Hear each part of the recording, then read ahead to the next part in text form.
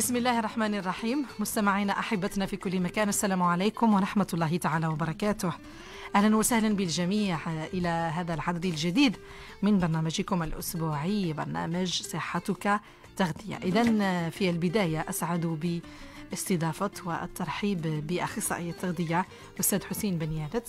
أهلا وسهلا. أهلا بك أستاذ، صباح الخير عليك على كل مستمعي ومستمعات إذاعة الجزائر من ميلا. كالعادة إن شاء الله نقضي مع بعضنا وقت طيب نجاوبوا على أكبر قدر ممكن من الأسئلة. نعم، ومفيد حسين، وقت طيب ومفيد إن شاء الله.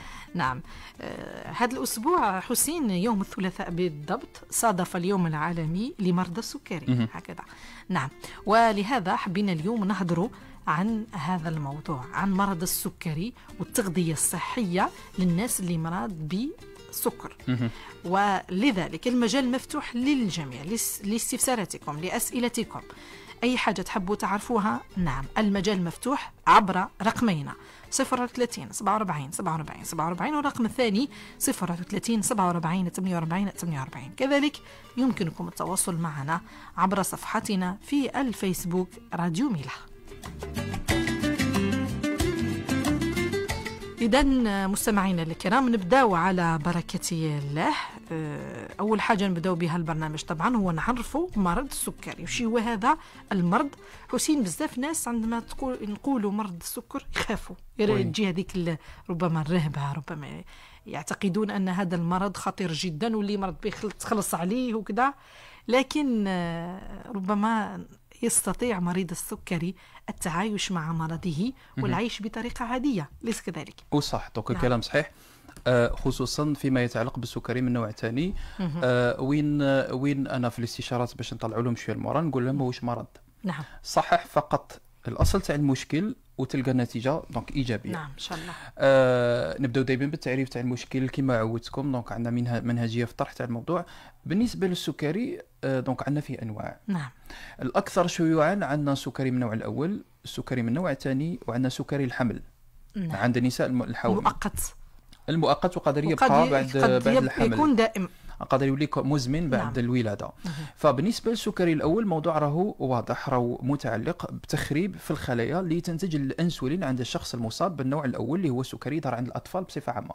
سي ان ديابيت انفونتيل، دونك تاع الولاد الصغار، نادرا ما نلقاو عند الكبار. اوكي، قلنا كي تخرب الخلايا دوك ما كانش انسولين، راح الانسان يبقى يستعمل في الانسولين مدى الحياه. هذا النوع الاول. نعم، سي ان ديابيت انسولينو ديبوندون، معناها يعتمد على الانسولين. نعم. بالنسبه للنوع الثاني فهنا راه خلل وظيفي فقط، وعلى بها نقول لهم باللي بمجرد ما تعودوا تخدموا على العادات الغذائيه تاعكم تقدروا تعكسوا السكري من النوع الثاني تاعكم ببساطه. نعم، داكور. نعم. هنا الاشكال راه يطرح، احنا في الصوره العاديه عند انسان اللي يكون طبيعي بعد ما ناكلوا الوجبه تاعنا فيه تفكيك للوجبه، فيه امتصاص للسكر تاعها، يفوت للدوره الدمويه. كي يفوت المفروض انه السكر اما يستعمل اما يخزن. نعم، اذا كنا نديروا في مجهود بدني مجهود عقلي دونك راح نستعملوا السكر. اذا ما استعملناش راح يخزن في خلايا معينه، في الخلايا الدهنيه، في الانسجه الدهنيه، في الكبد، في العضلات بدرجه اولى. دونك الاشكال يطرح هنا دونك في الطريقه اللي تستجيب بها الخلايا للانسولين اللي راح يجي يدخل لنا السكر في الخلايا. داكو، دونك هنا الخلايا تفقد من جهه الحساسيه للانسولين، دونك تعود ماشي حساسه بتاتا للانسولين. نعم. اوكي، وهذا اللي نسميه مقاومه الانسولين. داكور، ولا الانسولين ريزيستانس. وعندنا المشكل الثاني انه كميه الانسولين تكون قليله ولا اون انسولينو بيني، معناها عندنا مشكلتين اللي نلقاهم عند المصاب بالسكري من النوع الثاني اللي يسببوا له الظهور تاع السكري، اللي هما كميه الانسولين اللي تكون قليله غير كافيه، وعندنا من جهه اخرى الحساسيه تاع الخلايا اللي تخبي السكر اللي تنقص للانسولين. دونك في الحاله هذه تبقى نسب السكر طالعه ونقولوا انه المريض عنده سكري. نعم، بكل بساطه. نعم، هذا بالنسبه لمريض السكري. وشو نطلعوا شويه المورال حسين؟ اكيد الناس اللي عندهم السكر ما تخافوش، ما يتحلكمش المورال. فاليوم احنا في سنه 2023 الحمد لله الامور راهي متطوره، كاين دواء، كاين ريجيم، كاين امور كثيره اللي تحفز وتقدر تعيش بها حياتك بطريقه عاديه جدا. أكيد. جدا جدا. الحاجه الاولى حسين اللي نهضروا عليها الغذاء الصحي. مهم جدا لمرضى السكر. اكيد وي. يعني الناس اللي مريضه بالسكر لازمها تاكل مليح. عندما نقولوا تاكل مليح يعني تاكل غذاء صحي، ما تاكلش برك وهذا الشيء راح يفصل فيه حسين. وي نعم. الوغ النقطه اللي ذكرتوها جد مهمه.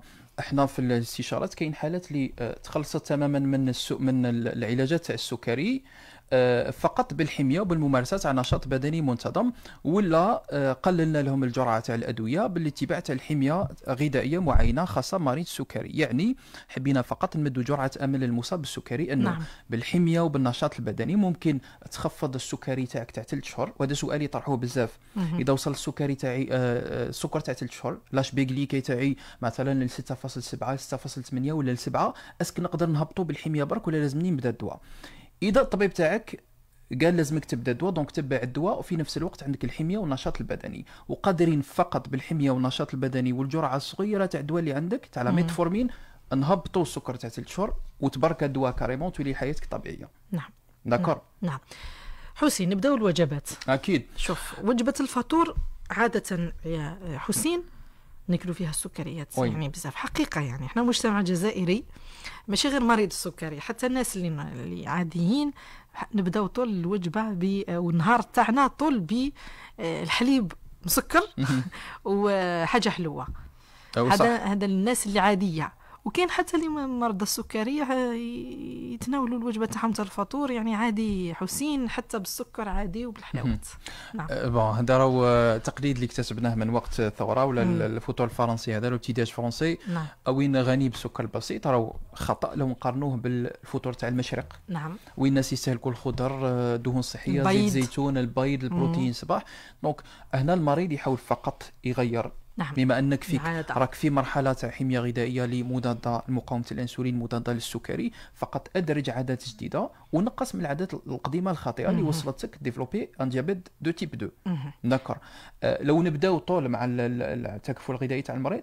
نعم. نعم. مثلا في وجبه الفطور واش ياكل؟ الوجبه تاع الفطور دونك ممكن تكون بروتينات كما ذكرتي، وضروري تكون على الاقل حصه تاع بروتين. دونك كي نقولوا حصه قادره تكون بيضاء، 2 قطع تاع جبن طازج. المهم ما تكونش اجبان اللي عاليه المحتوى بالدهون. نعم. لا، اجبان اللي تكون معتقه قديمه ايتترا.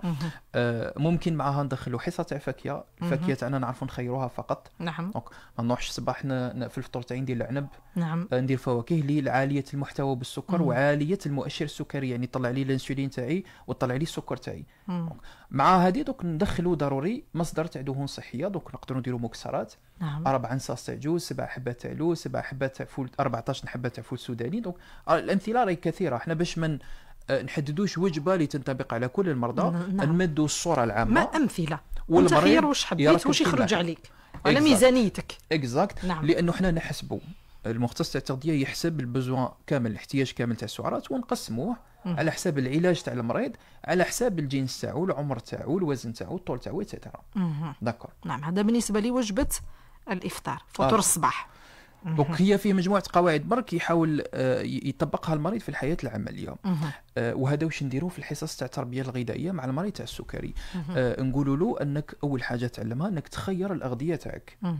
الكثير من المرضى تاع السكري يجوا في الاستشارات يقول لك راني نحيت الخبز بتاتا، راني نحيت العجائن بتاتا، نحيت الارز بتاتا، وهذا خطا. يعني يتصرف من راسه كما نقولوا. وي هذا خطا. دونك مع يتخلعوا لا بريمير بيريود يخافوا، دونك يحكم ينحي العجائن، النشويات بكل من الحميه تاعو، هذا خطا. هنا يعرف فقط يخير واش ياكل. دونك عندنا الاشكال اللي يطرح بكثره مع النشويات لانه هو النوع تاع الاغذيه اللي يطلع لنا السكر. نعم. وعلى بها نبداو به ونركزوا عليه. يعني انت بدل ما تروح تاكل نشويات بسيطه. حسين يعني نقطع كلامك ومن بعد وصل الكلام.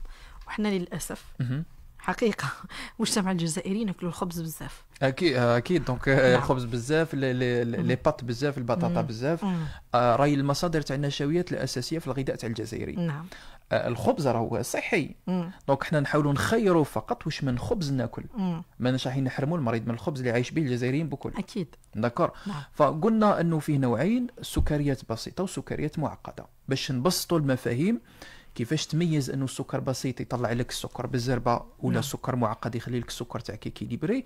اذا حطيت الغذاء في فمك وحسيت بالحلاوه تاعو، انا راه سكر بسيط. نعم. تكور وسقطي. دونك القاعده على الاغذيه، الصلصات، الكريمات، كل شيء الكريم ديسير، العسل، تحليات من هذا النوع. دونك لي بواسون، المشروبات الغازيه، المشروبات العصائر الطبيعيه ايتترا. نعم. بالنسبه للسكر المعقد فهو السكر اللي كي يهبط في الامعاء تاعك يتفكك ويعطينا السكر. نعم. وهذا النوع تاع السكر اللي نركزوا عليه هو اللي نلقاوه مثلا في الخبز الكامل، خبز تاع الشعير تاع القمح بالنخاله تاعو. نعم. نلقاوه في البطاطا. اوكي. نلقاوها ايضا في بعض الخضر النشويه كما زاليغو، كما البقوليات، لوبيا، عدس، حمص، فول، اتسيتيرا. دونك هنا المريض يقلل من المجموعه الاولى تاع السكر البسيط ويركز بالمقابل على السكر المعقد اللي يخلي له لا غليسيمي تاعو، السكر في الدم تاعو منتظم لاطول مده زمنيه ممكنه. نعم. داكور. نعم. الحدث ممنوع. نعم. اوكي. يعني ولو ورا لاش بيغليكي تاعك تاع 3 شهور او 11 او 12 ما تحذفش، ممنوع تحذف. اوكي. اتصل باخصائي تغذيه يحسب لك ويعطيك واش لازم تاكل. نعم. توكور. نعم. لأنه يعني هذه المفاهيم ربما كثير من المفاهيم الخاطئة اللي شيعة، يعني الناس اللي تحب تدير الرجيم ولا تنقص في الوزن ولا تاكل الغذاء الصحي، الحرمان راهو مش مليح أكيد. فلازم يعني على الأقل تشاور ولا تقرأ كما نقولوا، تشاور الناس المختصة ولا تقرأ باش تنحي حاجة هكذا من نظامك الغذائي مباشرة. يعني الإقصاء التام هذا ممنوع. فنحاولوا أننا الاعتدال. احنا دائما الوسطية. نعم، الاعتدال والوسطية في كل شيء راهو مليح بزاف باش الإنسان يعني ما يحرمش نفسه وما يسخفش. أكيد. نعم. 031 47 47 47 والرقم الثاني 031 47 48. هادو يعني أرقامنا الهاتفية اللي تقدروا تتصلوا بنا عليهم وتقدروا تشاركوا معنا البرنامج. حسين، ربما تحدثنا عن هادو بالنسبة للنشويات. نروحوا للفواكه. لا الفواكه راهو شق اخر. نعم. هنا المشكل اللي يطرح الوحيد هو لا نوسيون. ناخذ سؤال. نعم، شوفوا سؤال تاع المستمع. السلام عليكم، اهلا وسهلا. وشاك بنتي شوميه معليك؟ لاباس الحمد لله، مرحبا. ولله الحمد والشكر. عمي طاهر لاباس؟ والله نحمد ربي يا بنتي الحمد لله. عندك سؤال؟ عندي سؤال. انا ما عندي سؤال للدكتور هي السي حسين بن يانس. تفضل. ربي يحفظه ويحفظكم ان شاء الله. امين. تفضل الحاج. تفضل. اسمع السي بن يانس. تفضل الحاج. تفضل ويسمع فيك. انني مضروب على 4 حوايج. ملاح ولا فايحين مضروب عليهم ما نبركاهمش. انت عندك سكر الحاجه؟ انت مريضه؟ لا ما عندي سكر لا قهوه الحمد لله ما عندي والو. الحمد لله. تفضل. اي وشوف نشتي بزاف يعني يحبها البقرات تقول لك بالك المجارين ولا اللي هما هيا الاولى واش تحب الحاجه نعم زبده. زبده واش من زبده؟ زبده تاع البقره. داكور. والتمر. والزيت زيت زيتون يعني.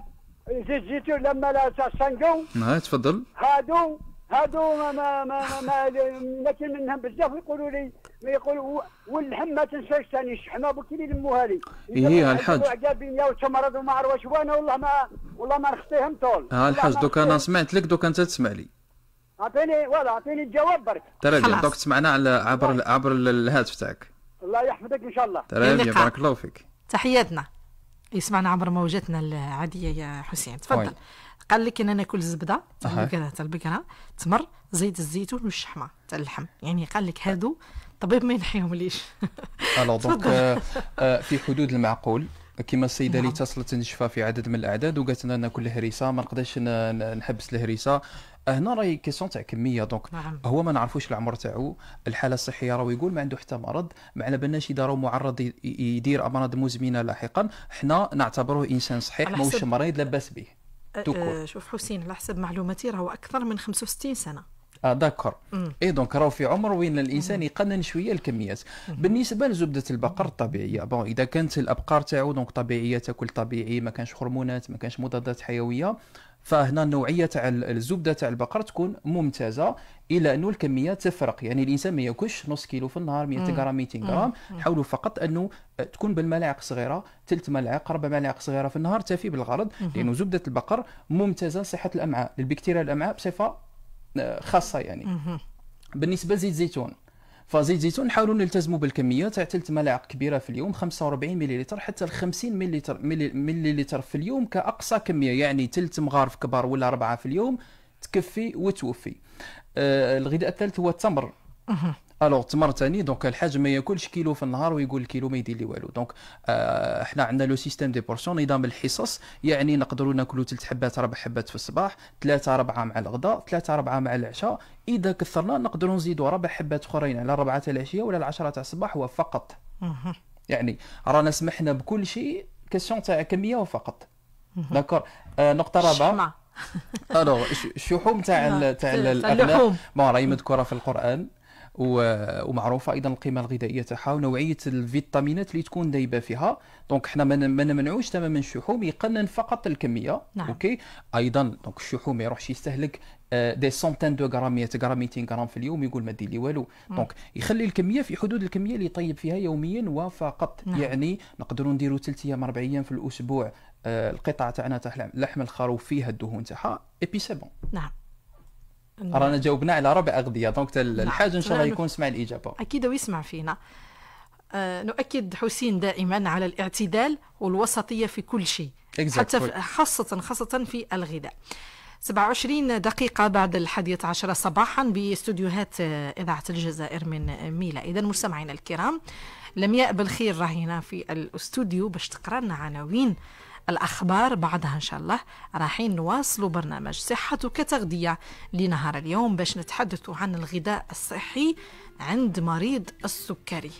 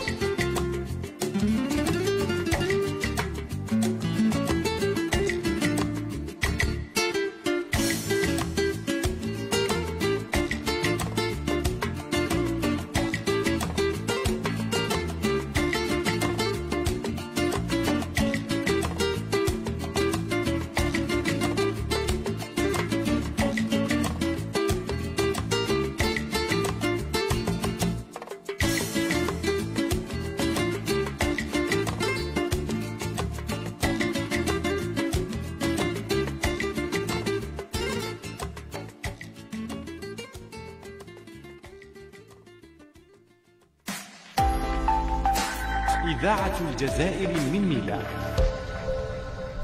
30 دقيقة بعد 11 صباحا، عناوين نشرة المنتصف ألقاكم فيها لمياء بالخير. خصصت المؤسسة لهذا الموسم مساحة تقدر ب1000 هكتار بذور محاصيل كبرى. انطلاق حملة الحرث والبذر للموسم الفلاحي 2023-2024 من المستثمرة الفلاحية عميرة أحمد ببلدية ودنجة.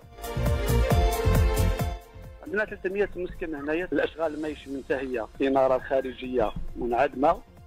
سكان حيي 300 و350 مسكن عدل ببلديه فرجيوه يطالبون بالاناره العموميه. قمنا بجمع قارورات البوطان الموقرة الناس اللي ما عندهمش غاز. انطلاق عملية جمع قارورات غاز البيتان لفائدة سكان المناطق الريفية، والبداية من ولد بوحمة ببلدية ميلا. فكرة أني جسدت مشروع صناعة الأحذية، التخصص تاعي فادني في المشروع تاعي. في إطار إحياء الأسبوع الدولي للمقاولاتية، تتابعنا في النشرة بورتري عن صاحب مؤسسة لصناعة الأحذية. ورياضيا، المنتخب الجزائري يستضيف نظيره الصومالي اليوم بملعب نيلسون مانديلا ببراقي على الساعة 5 مساء.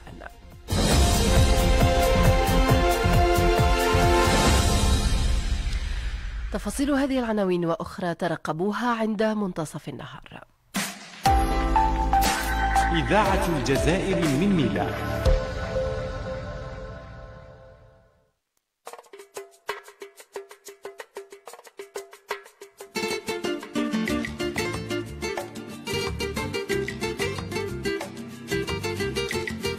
صحتك تغذية.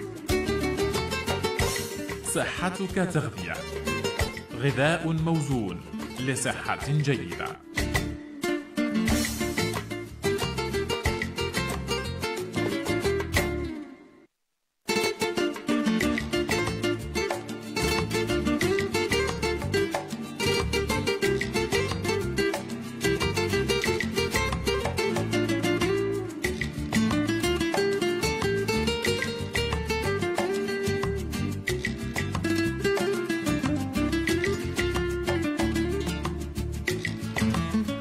نواصل معكم مستمعينا أحبتنا برنامج صحتك تغذية إلى غاية منتصف النهار بمشيئة الله تعالى، للحديث اليوم عن الغذاء الصحي بالنسبة لمرضى السكري. وأرحب مجددا بأخصائي التغذية حسين بنيانت.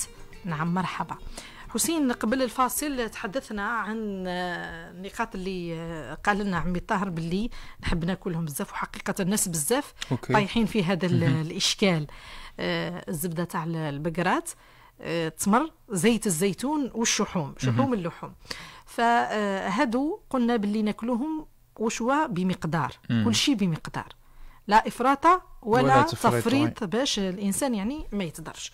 نروحوا الآن ونرجعوا لموضوعنا اللي هو التغذية الصحية عند مريض السكري. نهضروا على البروتين، كيفاش أو المقدار اللي لازم مريض السكري من البروتين ياكله. داكور، تفضل.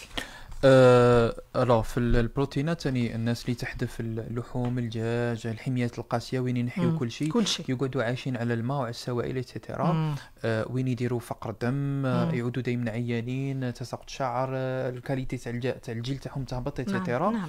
دونك هنا نقول لهم باللي مريض سكري ماهيش ممنوع عليه المصادر تاع البروتين اللي نعرفوها، يعني سواء مصادر نباتيه ولا حيوانيه. يعني كما ذكر الحاج، اللحوم، الدواجن مسموحة كلها، لكن بقدر معين. بالمقابل دونك عندنا المصادر النباتية، البقوليات، زاليغو، عندنا فول، عندنا مكسرات، عندنا بذور كتان، بذور يقطين اتسيتيرا، كلها مسموحة في نفس الوقت. هنا الكمية تفرق، كيفاش نحسبوها؟ هنا دائما انطلاقا من الوزن، من الجنس، من العمر اتسيتيرا. دونك لازم تكون عندنا كل المعطيات على الحالة الصحية تاع المريض باش نقدروا نحددوا له قداش ياكل بروتين في اليوم. حبيت فقط نصلح الفكرة تاع اني ما ناكلش الدجاج، ما ناكلش اللحم لانه عندي سكري، ولا اللحم يطلع السكر، نسمعها بكثره في الاستشارات الغذائيه. ولا ما ناكلش الحوت، سمعتها تاع الحوت ثاني، الحوت يطلع السكر. دونك كل شيء مسموح، راهي كيسيون تاع كميه فقط. هنا ثاني كي نقولوا مسموح، الانسان ما يروحش يبالغ فوق 250 غرام تاع اللحم في اليوم، يجيبها مده زمنيه ورا بعضها، هنا يقدر يطلع السكر تاعو. على بها ننسيستيو على الناس اللي تكون عندهم مناسبه في الدار، المارياج، العيد الكبير اتسيتيرا، اللي عندهم السكر في نفس الوقت يحددوا الكميه تاع اللحم، ما يكثروش، لانه دون سكالا صح نعرفوا بلي النشويات اللي يطلع السكر، الا انه السكر يقدر يرتفع من الاستهلاك المبالغ فيه تاع البروتين ايضا. نعم. وعلى بها ناكدوا عند هذا النوع من الناس انهم يقيسوا السكر تاعهم بانتظام. داكور. حسين، دهون، بالنسبه للدهون، دونك الدهون ايضا مسموحه، لكن نوعيه تاع الدهون الوحيده اللي ممنوعه هي الدهون اللي غير صحيه. بون، الحاج مدنا مثالين تاع دهون صحيه. نعم. 3 امثله. دونك مدنا زيت الزيتون، مدنا زبده البقر، الشحوم، ومدنا الشحوم. وين كان الشحوم نعطيوها 8/10 من الناحيه الصحيه. على حسب المصدر، على حسب الكميه ايتترا. لانه نوعيه الدهون اللي نلقاوها في زبده البقر وفي الشحوم هي دهون مشبعه. نعم. وهذا النوع من الدهون اللي يخلق تعقيدات على القلب ايتترا. على بها ننصحوا انه المريض يستهلكها بكميات جد معقوله، دونك يقلل لو غرو ماكسيموم. اذا حكينا على زبده البقر نعاود نرجع نفس الكميه اللي هضرتها للحاج، دونك 3 ملاعق صغيره في اليوم، ودائما مع احتساب اجمالي الدهون. يعني اذا شفت روحي ناكل في زبده تاع البقره 3 مغارف صغار في اليوم كل يوم، يحاول الانسان ينقص من الزيت في الماكله تاعو، في السلطه تاعو. داكور. يبعد باتاتا. دونك الحاجه الوحيده اللي نمنعوها يعني بعينينا مغمضين هي الدهون المهدرجه، دونك اللي تظهر في الاغذيه الصناعيه، في لي غاتو، في لي باتيسري، في السمن، في المارغرين، في الزبده تاع برا ايتترا. وينقص من الدهون المشبعه كما ذكرت، حليب تاع البقره كامل الدسم، زبده تاع البقره، اللحوم، داكور، البيض، دونك يستهلك بعقلانيه ايضا. كلها مصادر يستهلكها في حدود المعقول. يركز بالمقابل على الدهون الصحيه. واش نقصدوا بمصطلح الدهون الصحيه؟ دونك هي الدهون الغير مشبعه متعدده عدم التشبع. دونك ببساطه باش ما نعقدوش الامر على المستمع، دونك عندنا المكسرات هي المصادر تاع الاوميغا 3 بصفه اساسيه. عندنا المكسرات، عندنا البذور، عندنا الزيوت النباتيه، زيت الكتان، بذور الكتان، المكسرات بصفه عامه. وعندنا الاسماك الدهنيه، يعني الاسماك الدهنيه اللي يكون الحجم تاعها صغير سورتو كيما السردين. والسردين الاسعار تاعو راهي طالعه هابطه. دونك يحاول الانسان ياكل في حدود المعقول ولو مره في الاسبوع. ولو انه ننصحوا عند مريض السكري ومرضى الامراض المزمنه بصفه عامه انه الاستهلاك تاعها يكون على الاقل 3 مرات في الاسبوع. نعم، هي مليحه بزاف. 3 مرات في الاسبوع بيضاء، بالاضافه للمصادر اللي ذكرتها سابقا تاع الاوميغا 3. والاوميغا 3 عندنا ايضا في الخضر الورقيه، نلقاو في السلق. يقولنا عبدو كي نقريوها في الزيت ما درنا والو. وي سي جوست دونك انا طريقه الطهي صفر. طريقه الطهي تفرق. دونك بين واحد اللي يشويها يحافظ على القيمه الغذائيه تاعها على الاحماض الدهنيه اللي فيها من الاكسده، وبين واحد اللي يقليها دونك في كميه لاباس بها تاع زيت. دونك سي فري بلي ما دار والو. دونك بالاضافه الى انه ما دار والو، زاد كميه تاع دهون تاع القلي عنده اللي ما عنده ما يدير بها، ما قضى عليها. دونك ما استفاد ولا شيء، والو، صفر. دونك يشريها مره في السمانه ويزيد ما يستفيد والو. غاليه وغاليه اون بليس. وي نعم. نستقبلوا مكالمه هاتفيه. السلام عليكم. الو السلام عليكم. معك عبد السلام بن قشا. مرحبا بك اخ عبد السلام، تفضل. عندك سؤال؟ عندي سؤال. انا مريض بالسكر في عمري 56 سنه. حبيت نسقسي على البيض مغلي. السكر يتشرب دواء ولا الانسولين؟ دونك راك سكري نوع ثاني اكيد. وقت تشرب تاخذ في لي انجيكسيون تاع الانسولين ولا في الميتفورمين في الجلوكوفاج؟ انا في الكاشيات. داكور. المشكل تاع البيض مغلي كي ناكلو من الصباح، نحب ناكلو مع الصباح، كي ناكل 2 كعبات من بعد يتيح لي السكر لهليه. بون انت النظام الغذائي تاعك يعني مليح من حيث الكميه، ولا مثلا كي تاكل الصباح ما زيدش تاكل حتى العشيه خلاص؟ لا ناكل 2 كعبات بيض الصباح، ما نشربش الحليب، ناكل 2 كعبات بيض ونتغدى على 12. داكور. الكميه تاع الخبز تاع العجائن، دونك عندك شويه مدخل العجائن النشويات في الحميه تاعك ولا منحي خلاص؟ ندخل شويه خطره في 15 يوم والله ناكل مقارونه والله. والنشاط البدني تاعك، دونك انت انسان اللي ناشط بزاف في حياتك ولا خامل تقعد بزاف ما تحركش بزاف؟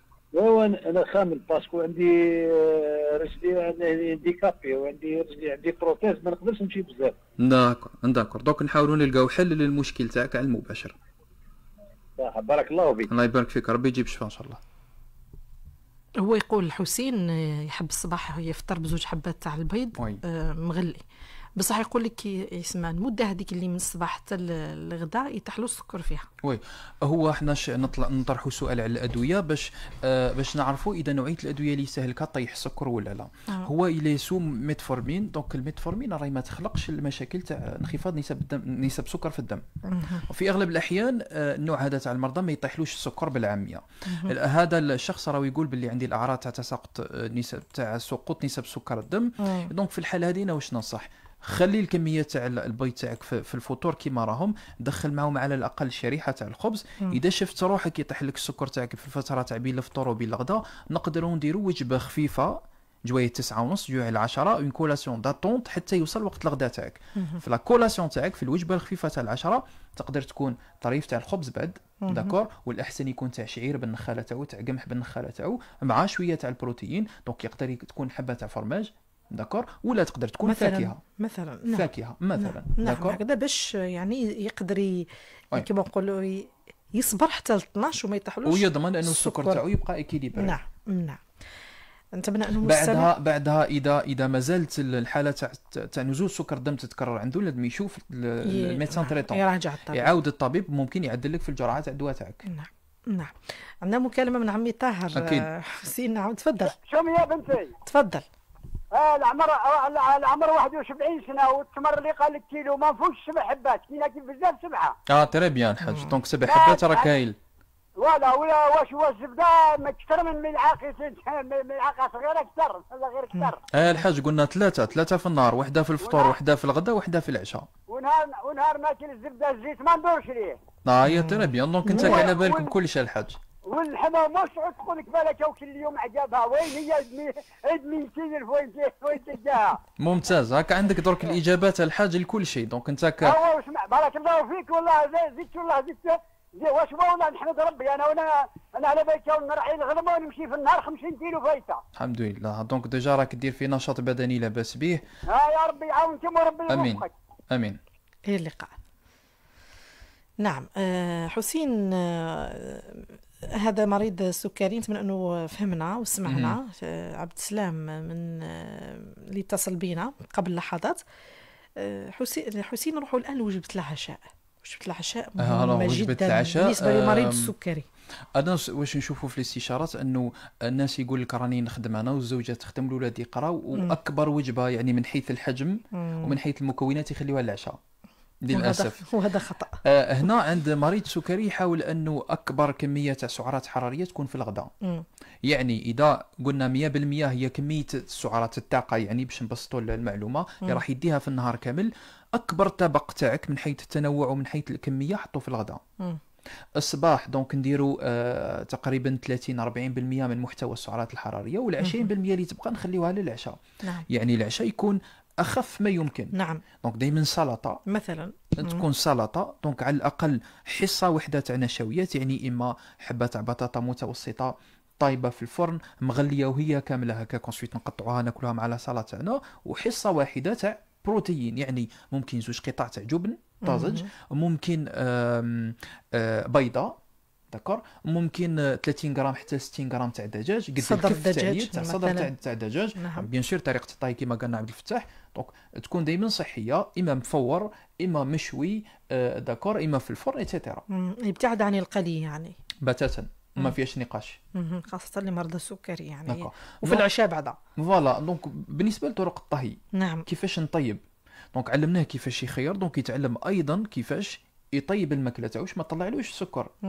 لانه حنا درك وصلنا لمرحله وين نحاولوا نخليو المريض مستقل على المعالج تاعو، يعني في الدار تقدر توجد الوجبه تاعك باريحيه. اوكي. عندنا كي نحكيو على طرق الطهي نحكيو على المؤشر السكري، يعني كيفاش تطلع لي الماكله السكر تاعي بعد ساعتين من اللي ناكلها، كيفاش تاثر. ونعرفوا بلي مثلا بالنسبه للبطاطا كغذاء اللي ياكلوه الجزائريين بزاف، ولا العجائن ولا الرز، كل ما نبدلوا طريقه الطهي السكر تاعنا يطلع بزي. يعني اذا كانت الحبه نفس الحبه تاع البطاطا تحكمها تشويها في الفور بالقشره تاعها، طلع لك السكر بنسبه معينه، تخلي لك السكر شويه هابط. اذا حكمت نفس الحبه تاع البطاطا بنفس الحجم تروح تغليها كامله بالقشره تاعها في الماء، طلع لك السكر زياده شويه. داكور. اذا حكمت نفس الحبه تاع البطاطا راح قطعتها وغليتها في الماء ودرتها بيوري مهروسه، دونك طلع لك السكر اكثر فاكثر. داكور. اذا حكمت نفس الحبه تاع البطاطا وقليتها، دونك دون سكالا رانا في الاكستريم وين السكر تاعنا يطلع لاقصى درجه ممكنه. دونك هنا مديت المثال تاع البطاطا ونسقطوا المثال على جميع الاغذيه، على النشويات بدرجه اولى. اذا حكمنا نفس الكميه تاع المقارونه كامله ولا تاع ارز كامل وطيبناها في ماء حتى دابت كاريمون طرات خلاص، دونك طلعنا السكر بكميه كبيره. يعني هنا راني حبيت نقول باللي طرق الطهي راهي تفرق. تصنع الفارق. اكيد ولازم الانسان يعرف، خاصه اذا كان مريض لازم يقرا شويه ويتصل بالناس المختصه باش يعني يحافظ على صحته. لانه الغذاء مهم جدا بالنسبه لي المريض، خاصه مرضى السكري. ناخذ مكالمه. حسين. زينب، اهلا وسهلا. بخير، شراكي اختي معك؟ لاباس الحمد لله، انتم بخير؟ بخير يعيشك. تفضلي زينب. عندي استفسار سؤال الاستاذ. تفضلي. بالنسبه للعسل الحر، الناس اللي ديابيتيك يعني مليح ليهم ماشي مليح هكذا الكميه اللي ياكلوا، ماشي يعني العسل اللي يقلهم. داكور. نعم داكور ميرسي. خلاص تسمعي الاجابه ان شاء الله. سؤال مهم جدا. ممتاز. نسينا على العسل الحر. نعم تفضل. والاسئله اللي نسمعوها بزاف، اسك نقدر ناكل التمر في وقت التمر؟ اسك نقدر ناكل عسل؟ وكل شيء مسموح. هنا في العسل راهي على حساب ليكيليبر غليسيميك تاع المريض، يعني اذا السكر تاع المريض حسب التحاليل تاعو حسب الدواء اللي راهو يستهلك فيه والنظام الحياتي تاعو بصفه عامه مليح، داكور، يعني تاع 3 شهور يخرج مليح وتاع الصباح مليح وتاع بعد الوجبات مليح، هنا نقدروا نسمحوا بكميه تاع 4 ملعقه يوم بيوم. داكور. اذا دونك الحاله تاعك بصفه عامه ماشي مليحه، دونك عندك التهابات بوليه، عندك قدم سكري مثلا، السكر تاعك ديزيكيليبري كل الوقت، هنا ممنوع العسل. داكور. السؤال يتكرر عند المرضى اللي يكونوا في المستشفى بوكو بلوس، وين يجيو يطلعوا عليه الناس، اسكو نقدر نجيب له العسل، نجيب له التمر ايتترا. ف بيان سور مادام وصل للمستشفى يعني السكر تاعو غير متوازن، يعني الحاله الصحيه تاعو ما تسمحش انه يستهلك مصادر تاع سكر بسيط، خليه يرتاح ساعه، السكر تاعو يتريقلا ويولي ساعه يستهلك هادو المصادر بعقلانيه. بيان سور دائما يكون النظام الحياتي تاعو مليح، النشاط البدني دائما حاضر. نعم، نتمنى انه تكون زينب فهمتنا، يعني حسب الحاله الصحيه تاعك. وي. نعم. ونعرفوا باللي العسل يطلع السكر. اكيد راهو يعني تشكيله تاع السكر بسيط، راهو 3 ولا 4 سكر بسيط. دونك الانسان ما يلعبش بروحه. نعم. توكر. النقطة الأخرى اللي متعلقة بالطهي أنه الإنسان يحاول يدير ديزاسوسياسيون، معناها ياكل هادي مع هادي باش يخلي السكر تاعو مريقل. يعني إذا عندك مصدر تاع نشويات، حاب تاكل روز، حاب تاكل عجائن، شخشوخة بالعامية تاعنا، بطاطا، دونك يحاول دائما مع النشويات تاعو يدير سلطة خضر، لأنه الألياف تاع الخضر راح تعرقل شوية الامتصاص السريع تاع السكر تاع النشويات. ولا مع النشويات تاعو يدير مورسو تاع الدجاج، يدير مصدر تاع بروتين، شويه تاع جبن، داكور، يدير شويه تاع سمك، اوكي، لانه ايضا البروتينات راح تعرقل الامتصاص تاع السريع تاع السكر. حسين، ربما لو كان نرجعوا شويه للوراء، الاكل التقليدي تاعنا نشوفوه باللي هو صحي نوعا ما، كما الشخشوخه تاع بكري يحطوا فوقها الخضر. اكزاكتومون. وسي ليكزامبل بالزبده تاع البقره. اكزاكت. وراو المثال اللي نمدوا للمرضى تاع الكسكس عندنا 1000 وصفه في الجزائر. نعم. وجميع الوصفات تشترك في خاصيه واحده، انه فيها الخضر. نعم. وفيها على الاقل الدهون صحيه، زيت زيتون ولا زبده البقر. نعم. فراي فيها اصلا التشكيله اللي نحوسوا عليها، فيها النشويات من الكسكس. اذا كان كسكس تاع شعير يكون احسن. مع الكسكس تاعنا دونك عندنا شويه تاع دهون، عندنا شويه تاع زبده، وعندنا طرف تاع لو بولي تاعنا ولا تاع اللحم، وعندنا الخضر. دونك راي تشكيله ممتازه المريض السكري، دونك عنده كل العناصر اللي تعرقل انه السكر تاعو يطلع بسرعه. وشو لازم في الغداء؟ اكيد. دونك قلنا باللي الوجبه اكبر وجبه تكون كلها في الغداء احسن. فوالا. وجبه العشاء دونك يخليها اخف وجبه ممكنه. عبدو راهو يبتسم لانه على باله باللي احنا الجزائريين الوجبه اللي مضزيه الوجبه اللي مضزيه في وجبه العشاء كما قال حسين، يعني طبيعه حياتنا انه العائله تتلم في العشاء، فالعشاء يكون مضزي. نعم. لكن باش نحافظوا على صحتنا يعني، وخاصه مع للاسف الشديد في ظل هذا الارتفاع الكبير للاصابات بالكثير من الامراض المزمنه، السكري، القلب، الضغط الدموي، يعني كثير من الامراض، فلازم الانسان ينتبه شويه للماكله تاعو، الغذاء تاعو، لانه امر مهم جدا. كنت سالتيني عن الفاكهه. نعم، فاكهه. في الفواكه دونك كيف يحاول المريض انه يخير الفاكهه، راي بسيطه، يروح لجوجل اذا كبير دونك يشوف بنته يحوس له على الانترنت على الفاكهه اللي منخفضه المؤشر السكري، يعني ما تطلع لكش السكر تاعك بسرعه كما نقولوا. داكور. ويخير دائما الفاكهه في هذه الفاكهه. دونك مثلا يخرج له تفاح مليح. نعم. في التفاح دونك يخير حبات تاع التفاح اللي يكونوا متوسطه الحجم، يقدر يقفل عليها بيدو. نعم. داكور. اي في نفس الوقت تكون فيها نسبه لا باس بها تاع الماء. اوكي. ونوعيه التفاح في حد ذاته ما تكونش فيها نسب عاليه تاع السكر. حنا دوكا رانا نشوفوا في الاسواق عندنا الاصفر راي اون فاريتي، وعندنا الاخضر اون فاريتي. دونك نروح بوكو بلوس الاخضر لانه نسبه السكر فيه اقل من النسبه اللي نلقاوها في الاصفر. نعم.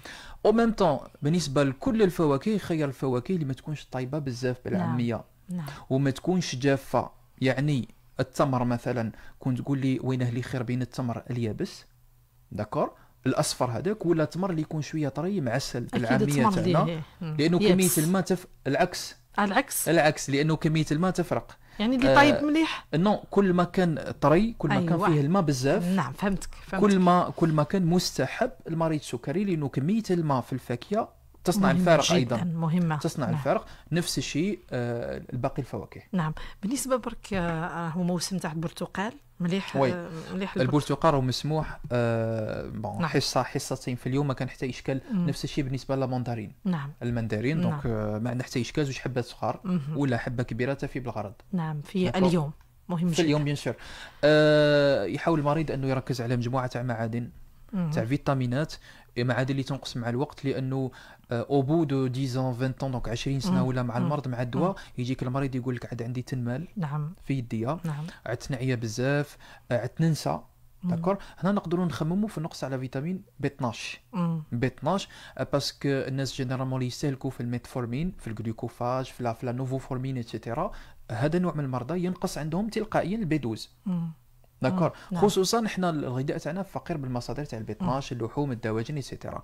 فالمريض يحاول على الاقل اذا ظهرت عنده الاعراض يستشير الطبيب تاعو، يدوموندي من عنده التحليل تاع البي 12 تاعو، ويركز على المصادر تاع البي 12 اللحوم الكبد الزوائد داكور بكميات معقوله. الدواجن عندنا خميره الجعه الخميره الغذائيه فيها كميات معتبره تاع البي 12 كلها مصادر تاع البي 12 اللي تنفع في حالات كيما هذه. نعم. من بين المعادن اللي تنقص ايضا كيعود الانسان يستهلك في الانسولين ولا في ادويه السكري داكور الزنك. الزنك ثاني لاحظوا انه مشاكل تاع الخصوبه تظهر عند الناس اللي عندهم سكر اللي بالتراتمون، دونك يحاولوا ايضا يركزوا على المصادر تاع الزنك. عندنا ايضا المغنيسيوم. المغنيسيوم راهو ماشي غير ينقص من العلاج تاع السكر في الجسم، الا انه في حد ذاته يحسن من حساسيه الخلايا للانسولين، يعني يعاونك انك تريقل السكر تاعك. نعم. داكور. ودائما استشير اما الطبيب المعالج تاعك ولا تقدر تاخذه في صوره اغذيه. عندنا الخضر الورقيه نركزوا عليها، هي الاغنى على الاطلاق. عندنا كنت حكيت عليها سابقا الملوخيه. انا مانيش من العشاق تاعها، ولكن مفيده من اغنى المصادر بالمغنيسيوم اطلاقا. داكور.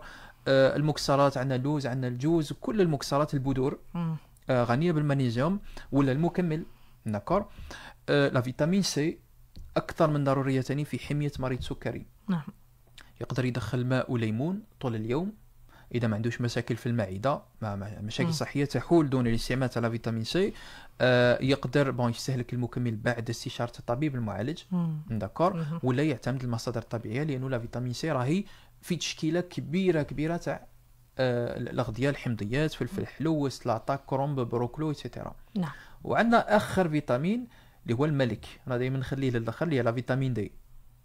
لا فيتامين دي دونك فيتامين اللي مع الوقت مع العمر الامتصاص الصحي ينقص عند الناس اللي كبار، في نفس الوقت التصنيع تاعها ينقص، والامتصاص الصحي يرجع النقصان تاعو للادويه وللعمر في نفس الوقت. فيحاول يركز على المصادر الطبيعيه وعلى التعرض لاشعه الشمس. بيان سور. كل هذا النصائح تاع حسين نزيدوا لها فقط حاجه مهمه جدا يا حسين، ممارسه نوع من الرياضه. اكيد النشاط البدني لا غنى عنه. نعم. عند الناس اللي عندهم الانسولين الوضعيه شويه حارجه، اللي يسلكوا مليح المشي. وين ساعات بالمشي كيكون السكر تاعو جديد، ولو الجرعات تاع الانسولين تاعو خفيفه، دونك يقدر يدير انخفاض في نسب سكر الدم. دونك يقدر يمشي ودائما عنده حاجه اللي يطلع له السكر في جيبه. داكور. 3 حبات تاع تمر، طريف تاع خبز اتسيتيرا. بالنسبه للناس اللي يستهلكوا في لا ميتفورمين كما قال لك راكب بالعاميه، دونك ما كان حتى اشكال. نعم. النشاط البدني على الاقل 5 مرات في الاسبوع، 45 دقيقه حتى لساعه تاع مشي سريع. داكور. نعم. شكرا لك، بارك الله فيك حسين. يعني استفدنا كثيرا من هذه النصائح وهذه المعلومات القيمة اللي قدمتها لنا اليوم في برنامج صحتك تغذية. نشكر عبدو كذلك اللي كان معنا في التنفيذ الهندسي. في الختام نتمنى لكم إن شاء الله الصحة والعافية. تحياتي أنا سمية، السلام عليكم.